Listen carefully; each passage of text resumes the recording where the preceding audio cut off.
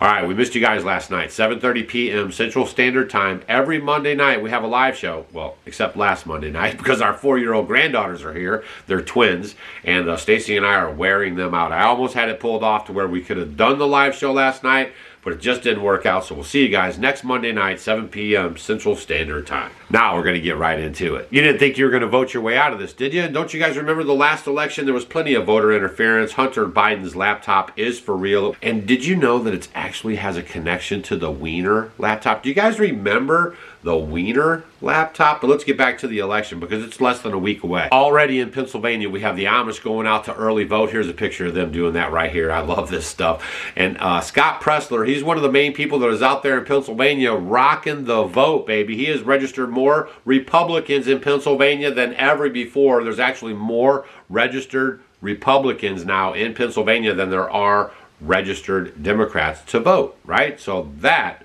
is freaking him out. As a matter of fact, here's Scott Pressler a couple weeks ago calling him out. And a reliable source has pulled those numbers for us. Now, this board has been in the news for several years. It was in the news in 2020 for throwing out ballots into dumpsters. In 2022, this board ran out of paper on Election Day in 2022. This board has a history of not making sure that every lawful vote is counted here in Luzerne County. I know you guys have heard the term too big to rig. That's what it's going to have to be this time. We already have reports of them burning ballot boxes on the West Coast. And now here's the Pennsylvania Board of Elections talking about how they're getting bamboozled. Good morning, everyone. District Attorney Heather Adams.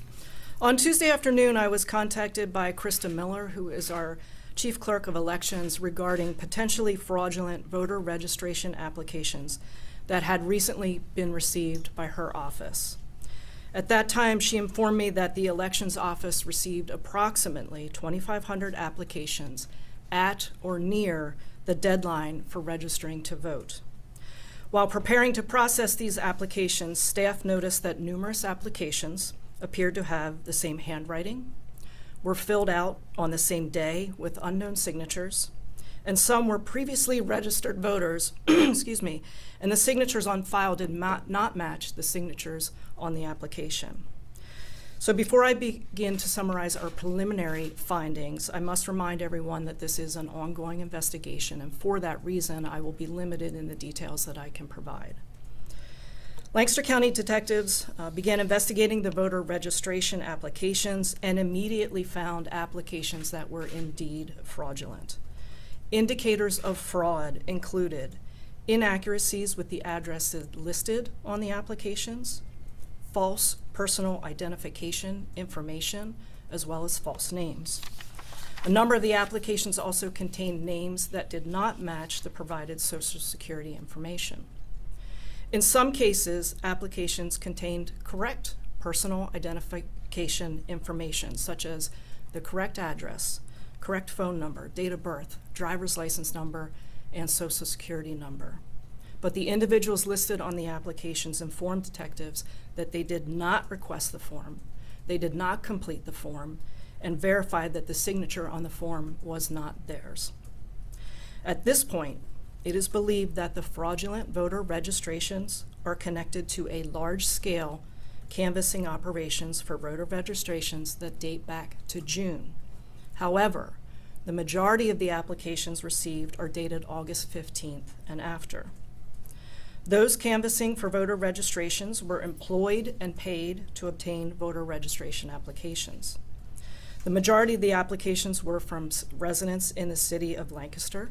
However, applications were also received from residents in Columbia, Elizabethtown, Mountjoy, Akron, Ephrata, Stevens, Strasburg, as well as other locations across Lancaster County.